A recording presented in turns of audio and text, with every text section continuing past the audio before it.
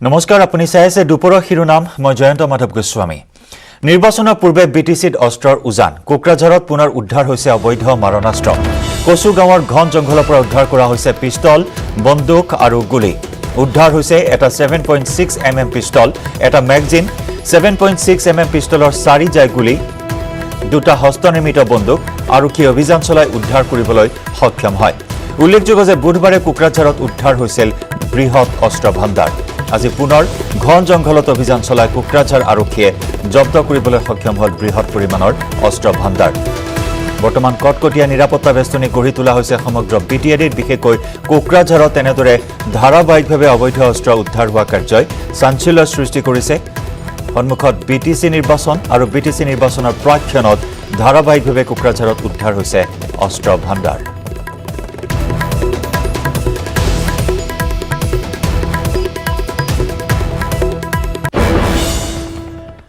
আজি পুনৰ কৃষক সংগঠনৰে আলোচনাত বহিল কেন্দ্ৰীয় চৰকাৰ প্ৰথমলালি আলোচনা ব্যৰ্থ হোৱাৰ পিছত আজিৰ বৈঠকত কি সিদ্ধান্ত লোৱা হ'ব সেয়া হ'ব অতি লক্ষণীয় আজিৰ বৈঠকত শস্যৰ ন্যূনতম সমৰ্থন মূল্যক লৈ গুৰুত্বপূৰ্ণ সিদ্ধান্ত লোৱাৰ সম্ভাৱনা আছে আনহাতে কৃষক সংগঠনৰ আলোচনাৰ পূৰ্বে পঞ্জাৱৰ মুখ্যমন্ত্ৰীৰ সৈতে বৈঠকত বহিল কেন্দ্ৰীয় গৃহমন্ত্ৰী অমিত শাহ কেন্দ্ৰীয় কৃষি মন্ত্ৰীলৈ পত্ৰ প্ৰেৰণ কৰি সংসদৰ বিশেষ অধিৱেশনৰ আহ্বান কৰি নতুন কৃষি আইন বাতিল কৰিবলৈ দাবী জনাইছে কৃষক সংগঠনসমূহে উল্লেখযোগ্য যে বিতৰ্কিত কৃষি আইন বাতিল কৰাৰ দাবীত ৰাজধানী দিল্লীত ধাৰাবাহিক আন্দোলন অব্যাহত ৰাখিছে লাখ লাখ কৃষকে অনিৰ্দিষ্টকালীন পথ অৱৰোধ কৰি প্ৰতিবাদ অব্যাহত কৃষকসকলৰ কৃষি আইন বাতিল নকৰা পৰ্যন্ত আন্দোলন অব্যাহত ৰখাৰ হুংকাৰ দিছে কৃষকসকলে আজিৰ বৈঠকত শস্যৰ ন্যূনতম সমৰ্থন মূল্যক লৈ গুৰুত্বপূৰ্ণ সিদ্ধান্ত লোৱাৰ সম্ভাৱনা আছে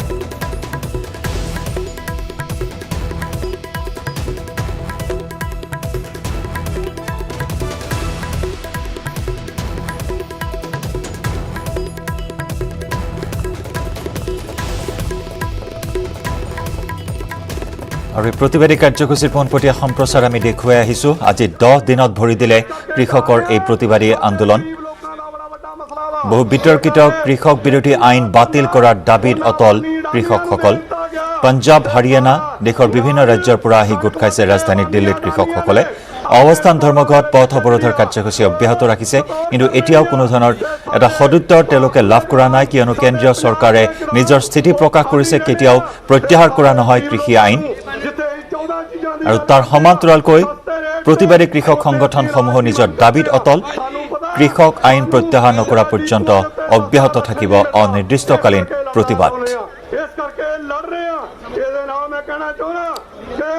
ਬਿਜਲੀ ਦਾ ਐਕਟ ਜਦੋਂ 2003 ਦੇ ਵਿੱਚ ਜਾਇ ਤੋਂ ਪਹਿਲਾਂ ਦੰਤਤ ਜੁਜਾਈਆਂ আজি প্ৰাক্তন মুখ্যমন্ত্ৰী তৰুণ গগৈৰ আদ্য শ্ৰাদ্ধ এই উপলক্ষে গগৈৰ চৰকাৰী আৱাসগৃহত আয়োজন কৰা হৈছে আদ্য শ্ৰাদ্ধৰ পুৱাৰে পৰা আৰম্ভ হয় নাম কীৰ্তন মিনিষ্টাৰ কলনীৰ সন্মুখত অস্থায়ীভাৱে নিৰ্মাণ কৰা হয় বৃহৎ প্ৰেক্ষাগৃহ য'ত একেলগে বহিব পাৰিব 300 লোক লগতে অস্থায়ীভাৱে নিৰ্মাণ কৰা ভোজনালয়ত একেলগে খাব পাৰিব 340 জন লোকে পুৱাৰ ভাগত শ্ৰাদ্ধ অনুষ্ঠান অনুষ্ঠিত হোৱাৰ লগতে 11 বজাৰ পৰা আহাৰ গ্ৰহণৰ ব্যৱস্থা কৰা হয়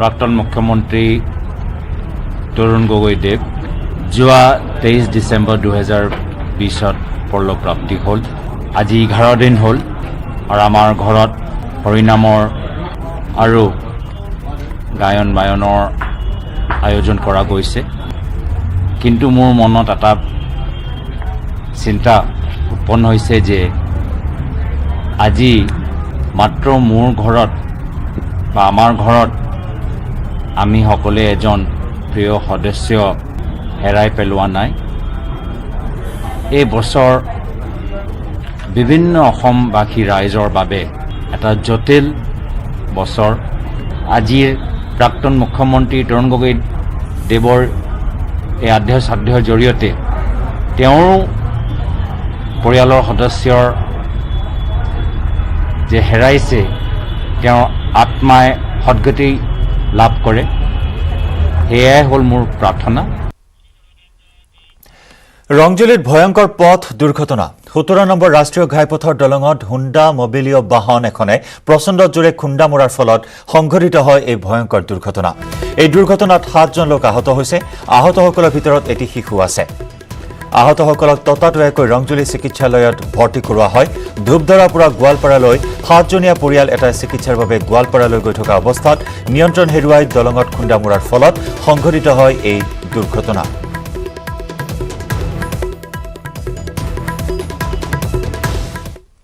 আহতসকলক উদ্ধাৰ কৰি চিকিৎসালয়লৈ প্ৰেৰণ কৰা হয়।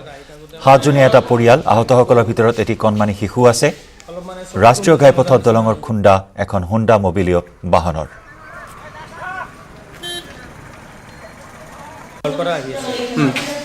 ডক্টৰৰ তাতে তাৰপিছত আহি থাকোঁতে মানে ড্ৰাইভাৰটো অলপ মানে চকুটো মোজা নিচিনা হৈ গ'ল এই ৰংজুলিৰ এইখিনিত এই দলংটোত একদম তাৰ মই মুখৰ ফালে চাইছোঁ সি চকু মুজি দিছে, মুজি পেলাই দলঙত মাৰি দিছে।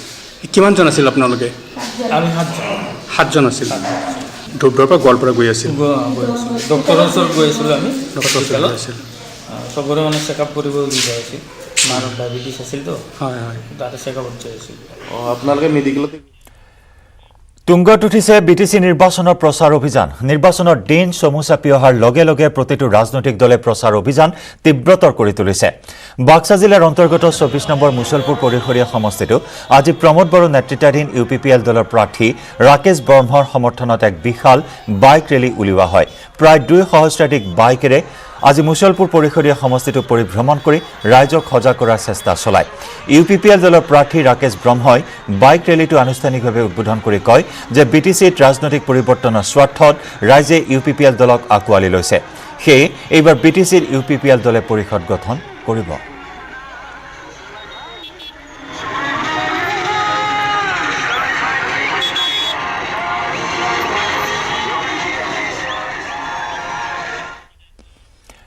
কৰিমগঞ্জৰ পাথাৰকান্দিত জনাঞ্চলত প্ৰৱেশ এটা অসুস্থ বনৰীয়া হাতীৰ।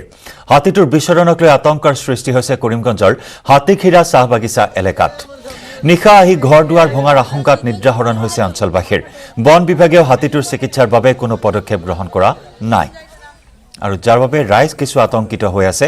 খবৰ দিয়া হৈছে বন বিভাগক, কিন্তু অসুস্থ হাতীটোক উদ্ধাৰ কৰিবলৈ বা হাতীটোৰ চিকিৎসা প্ৰদান কৰাৰ ক্ষেত্ৰত কোনো ধৰণৰ গুৰুত্ব প্ৰদান কৰা নাই বন বিভাগে। সেয়েহে জনাঞ্চলত প্ৰৱেশ কৰি হাতীটোৱে যিকোনো মুহূৰ্তত খাদ্যৰ সন্ধানত বাসগৃহৰ ক্ষতি সাধন কৰাৰ আশংকাত উজাগৰি নিশা কটাইছে অঞ্চলটোৰ লোকসকলে।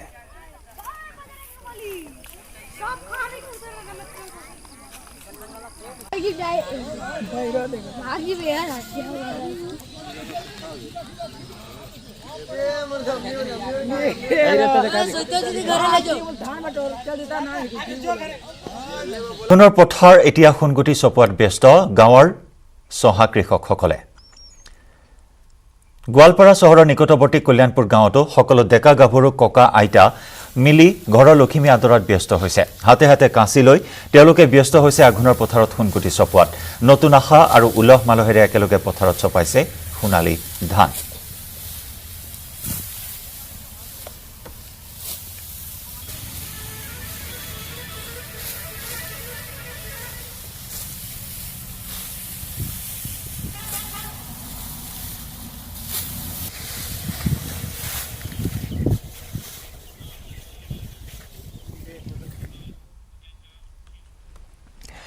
নিৰ্বাচন খেলিব ছুপাৰষ্টাৰ ৰজনীকান্তে। তামিলনাডুত ঘোষণা কৰে ছুপাৰষ্টাৰগৰাকীয়ে তামিলনাডু বিধানসভা নিৰ্বাচনত প্ৰতিদ্বন্দ্বিতা আগবঢ়াব। 31 ডিচেম্বৰত ঘোষণা কৰিব নতুন দলৰ নাম। টুইটযোগে এই কথা প্ৰকাশ কৰে মেগা অভিনেতাগৰাকীয়ে। নিৰ্বাচন খেলিব ছুপাৰষ্টাৰ ৰজনীকান্তে। তামিলনাডুত এই কথা ঘোষণা কৰে ছুপাৰষ্টাৰগৰাকীয়ে। তামিলনাডু বিধানসভা নিৰ্বাচনত প্ৰতিদ্বন্দ্বিতা আগবঢ়াব মেগা ষ্টাৰ ৰজনীকান্তৰ নতুন দলে। 31 ডিচেম্বৰত ঘোষণা কৰিব ৰজনীকান্তৰ নতুন দলৰ নাম। টুইটযোগে এই কথা প্ৰকাশ কৰিছে মেগা অভিনেতাগৰাকীয়ে। তামিলনাডুৰ ৰাজনীতিত আত্মপ্ৰকাশ ঘটিব এটা নতুন ৰাজনৈতিক দলৰ নাম। মেগা ছুপাৰষ্টাৰ ৰজনীকান্তই নতুন ৰাজনৈতিক দলৰ আবিৰ্ভাৱ ঘটিব আৰু এই নতুন দলটোৱে প্ৰতিদ্বন্দ্বিতা আগবঢ়াব 31 ডিচেম্বৰত ঘোষণা কৰা হ'ব এই নতুন দলৰ নাম টুইটযোগে এই কথা প্ৰকাশ কৰে টুইটযোগে এই কথা ঘোষণা কৰে মেগা অভিনেতাগৰাকীয়ে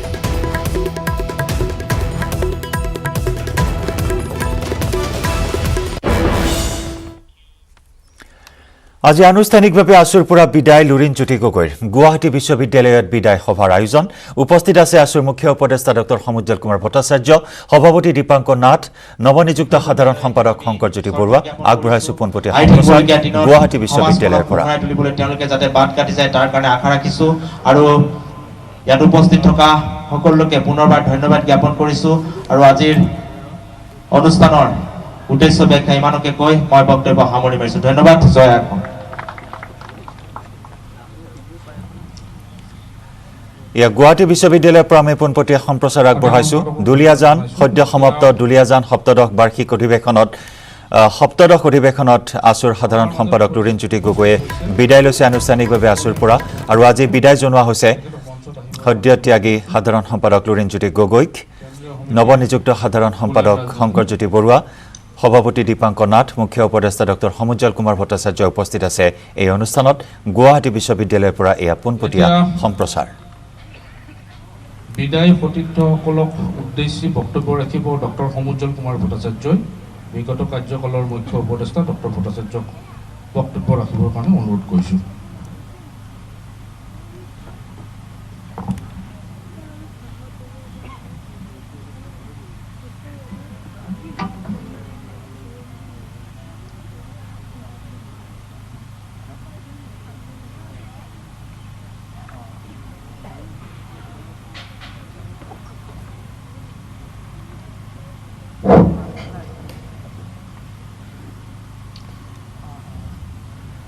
আজিৰ এই বিদায় সম্বৰ্ধনা অনুষ্ঠানৰ সন্মানীয় সভাপতি আমাৰ আটাইৰে সন্মানৰ প্ৰথম ছাত্ৰ সন্থাৰ সভাপতি দীপাংকৰ কুমাৰ নাথ ডাঙৰীয়া আমাৰ আটাইৰে সন্মানীয় সাধাৰণ সম্পাদক শংকৰজ্যোতি বৰুৱা ডাঙৰীয়া আজি যি উদ্দেশ্যত এই বিদায়ী সম্বৰ্ধনা অনুষ্ঠানৰ আয়োজন কৰা হৈছে প্ৰথম ছাত্ৰ সন্থাৰ সদ্য প্ৰাক্তন সাধাৰণ সম্পাদক লুৰিণজ্যোতি গগৈ ডাঙৰীয়া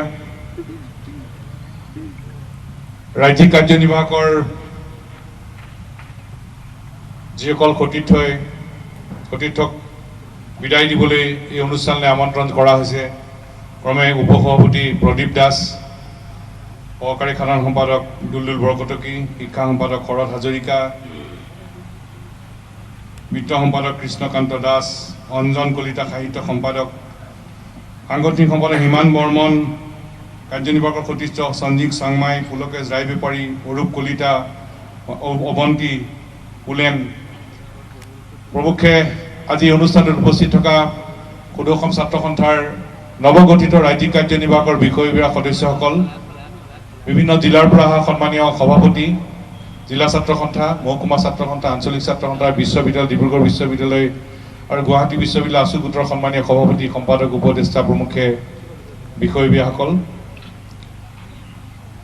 মৰমৰ ছাত্ৰ ছাত্ৰীসকল সন্মানীয় সাংবাদিকসকল আৰু সুধীবৃন্দ পোনপ্ৰথমে বিগত দিনসমূহত আমাৰ ভৱিষ্যতৰ বাবে অসমৰ নতুন পুৰুষৰ ভৱিষ্যতৰ বাবে প্ৰাণ দিয়া জাতীয় শ্বহীদসকলৰ প্ৰতি শ্ৰদ্ধাঞ্জলি জনালোঁ আৰু খুব কম সময়ৰ ভিতৰতে এই অনুষ্ঠানৰ আয়োজন কৰা গুৱাহাটী বিশ্ববিদ্যালয় স্নাতকোত্তৰ ছাত্ৰ সন্থা গুৱাহাটী বিশ্ববিদ্যালয় আইন মহাবিদ্যালয় ছাত্ৰ সন্থা গুৱাহাটী বিশ্ববিদ্যালয়ৰ ক্ষুদ্ৰ ছাত্ৰ সন্থা গোট আইন মহাবিদ্যালয় আসু গোটৰ সকলো বিষয়বিভাগ সদস্যক ধন্যবাদ আৰু কৃতজ্ঞতা জনাইছোঁ আৰু আপোনালোক সকলোলৈকে মোৰ আন্তৰিক শুভেচ্ছা জ্ঞাপন কৰিছোঁ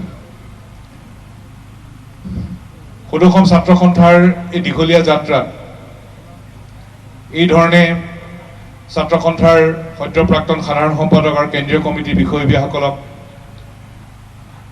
বিদায় সম্ভাষণ দিয়াৰ এই অনুষ্ঠান খুব সুন্দৰকৈ আয়োজন কৰাৰ কাৰণে সন্থাৰ সভাপতি দীপাংকৰ কুমাৰ নাথ সাধাৰণ সম্পাদক শংকৰজ্যোতি বৰুৱা প্ৰমুখ্যে কেন্দ্ৰীয় কাৰ্যনিৰ্বাহকক মই ধন্যবাদ জনালোঁ কাৰণ এটা দীঘলীয়া যাত্ৰা আৰু এই দীঘলীয়া যাত্ৰাত ক্ষুদ্ৰ ছাত্ৰ সন্থাৰ প্ৰতি সেৱা আগবঢ়োৱাৰ পিছত আকৌ ভৱিষ্যতৰ সামাজিক জীৱনত যাত্ৰা আৰম্ভ কৰাৰ এই মুহূৰ্তটোত সকলোকে লাগে সাহস, উদ্যম আৰু প্ৰেৰণা।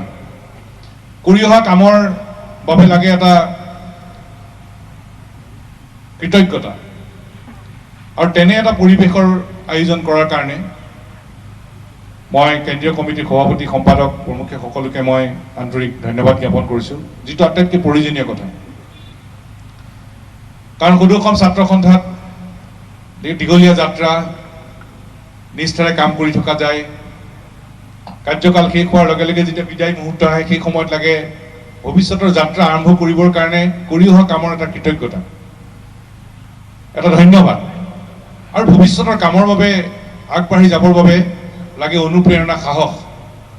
আৰু সেই পৰিৱেশ ৰচনা কৰিবৰ কাৰণে আনুষ্ঠানিকতা এই বিদায় সম্বৰ্ধনা। লুৰিণজ্যোতি গগৈ সদৌ অসম ছাত্ৰ সন্থাৰ সাধাৰণ সম্পাদক হিচাপে দায়িত্ব পালন কৰিলে। মই তেওঁৰ কাম কাজৰ আজি পৰ্যালোচনা কৰিবলৈ নাযাওঁ, কেৱল মোৰ উপলব্ধি কেৱল প্ৰকাশ কৰিব খুজিছোঁ। সদৌ অসম ছাত্ৰ সন্থাৰ ডিব্ৰুগড় বিশ্ববিদ্যালয়ত যেতিয়া সদৌ অসম ছাত্ৰ সন্থাৰ কাম কাজ চলি আছিল, সন্মুখৰ পৰা ন চিন্তাৰে সদৌ অসম ছাত্ৰ সন্থাক তেখেতে বলিষ্ঠ নেতৃত্ব দিছিল। ডিব্ৰুগড় বিশ্ববিদ্যালয়ৰ ছাত্ৰ ছাত্ৰীক ন চিন্তাৰে, নতুন নতুন পন্থাৰে আগুৱাই নিছিল। ছাত্ৰ সন্থাৰ সংগঠনটো শক্তিশালী কৰিবৰ কাৰণে দিনে নিশাই কষ্ট কৰিছিল আৰু সফল হৈছিল। আৰু তাৰ লগে লগে নিজৰ জিলা ছাত্ৰ সন্থা, নিজৰ আঞ্চলিকত নিজৰ সেৱা আগবঢ়াই সদৌ অসম ছাত্ৰ সন্থাৰ সাধাৰণ সম্পাদকৰ গুৰু দায়িত্ব গ্ৰহণ কৰিছিল। আৰু দুদিনীয়া অধিৱেশনত দীপাংকৰ কুমাৰ নাথ ডাঙৰীয়া সভাপতি, লুৰিণজ্যোতি গগৈ ডাঙৰীয়া সাধাৰণ সম্পাদক হিচাপে দায়িত্ব ল'লে। আৰু সদৌ অসম ছাত্ৰ সন্থাক সাধাৰণ সম্পাদক হিচাপে সন্মুখৰ পৰা নেতৃত্ব দিলে। এগৰাকী নিষ্ঠাবান, অধ্যয়নপুষ্ট, দক্ষ আৰু সাহসী ছাত্ৰ নেতা লুৰিণজ্যোতি গগৈ। যিকোনো পৰিস্থিতিৰ মোকাবিলা কৰিবলৈ, এটা কৌশল নিৰূপণ কৰি আগুৱাই যাবলৈ সদায় এটা হেঁপাহ আছিল আৰু সেই হেঁপাহটো প্ৰকাশ কৰিছিল। যেতিয়া আমি সভাপতি, সম্পাদক, মুখ্য উপদেষ্টা আমি যেতিয়া বহোঁ, তেতিয়াও এই কথাবোৰ ওলায়। আৰু তেখেতে তাৎক্ষণিকভাৱে কিবা এটা পৰিস্থিতিৰ মোকাবিলা কৰি, সেই মোকাবিলা কৰি তাক অতিক্ৰম কৰি ছাত্ৰ সন্থাৰ ৰাইজক নেতৃত্ব দিব পৰা তেখেতৰ কৌশল আছিল, চিন্তা আছিল, বলিষ্ঠ পদক্ষেপ আছিল। আৰু সেই কথা ছাত্ৰ সন্থাত দীঘলীয়া দিন থকাৰ পিছত তেওঁৰ নেতৃত্বত সেই কথা মই দেখিবলৈ পাইছিলোঁ। এটা স্বাভিমানী মনেৰে, এটা আপোচহীন মনেৰে সদৌ অসম ছাত্ৰ সন্থাক কঢ়িয়াই নিয়াৰ লগে লগে অসমখনক, অসমৰ জাতীয় জীৱনক আগুৱাই নিয়াৰ চিন্তা প্ৰকাশ কৰিছিল। সেয়া আছিল লুৰিণজ্যোতি গগৈ। লুৰিণজ্যোতি গগৈ সদৌ অসম ছাত্ৰ সন্থাত এই যে আপোচহীন স্বাভিমানী মনেৰে আগুৱাই নিয়াৰ যি চিন্তা প্ৰকাশ কৰিছিল, নিষ্ঠা আৰু সততাৰে, দক্ষতাৰে, বলিষ্ঠভাৱে যি নেতৃত্ব দিছিল, সেয়ে সদৌ অসম ছাত্ৰ সন্থাৰ পৰিয়ালটোৰ বাবে সদায় সমল হৈ ৰ'ব। ছাত্ৰ সন্থাৰ প্ৰত্যেকজন সদস্যই অন্তৰত সেই কথা জীপাল কৰি ৰাখিব। আৰু মই আশা কৰিম অসমখনৰ মনে প্ৰাণে ভাল পোৱা লুৰিণজ্যোতি গগৈয়ে এটা স্বাভিমানী মনেৰে, আপোচহীন মনেৰে অসমখনক আগুৱাই নিয়াৰ এটা সপোন আছে। এই সপোনবোৰ বাস্তৱত ৰূপায়িত কৰিবলৈ তেখেত সফল হ'ব, তাৰ বাবে তেখেতলৈ মই শুভেচ্ছা জনাইছোঁ। আৰু এই সদৌ অসম ছাত্ৰ সন্থাৰ এই যাত্ৰাত তেখেতে বলিষ্ঠভাৱে নেতৃত্ব দি সফল হোৱাৰ বাবে আজি বিদায় সম্বৰ্ধনা অনুষ্ঠানত মোৰ ফালৰ পৰা তেখেতক মই আন্তৰিক অভিনন্দন জ্ঞাপন কৰিছোঁ। লুৰিণজ্যোতি গগৈ, আপোনাক মই অভিনন্দন আৰু অভিনন্দন। আৰু মই আশা কৰিম যে সদৌ অসম ছাত্ৰ সন্থাৰ মজিয়াত যিবোৰ কথা তেখেতে কৈ গৈছিল, সেই কথাবোৰ ভৱিষ্যতৰ যাত্ৰাত সদায় যাতে সদৌ অসম ছাত্ৰ সন্থাৰ মজিয়াত কৈ অহা কথাবোৰ যাতে কঢ়িয়াই লৈ যায়, আৰু এই কঢ়িয়াই নিয়াত তেখেত সফল হ'ব, সেই আস্থা আৰু বিশ্বাস মই ৰোপণ কৰিছোঁ। আৰু ইয়াক গুৱাহাটী বিশ্ববিদ্যালয়ৰ পৰা আমি পোনপটীয়া সম্প্ৰচাৰ আগবঢ়াইছোঁ। বিদায় সভাৰ আয়োজন কৰা হৈছে, য'ত আজি আনুষ্ঠানিকভাৱে আছুৰ পৰা বিদায় দিয়া হৈছে আছুৰ প্ৰাক্তন সাধাৰণ সম্পাদক লুৰিণজ্যোতি গগৈক।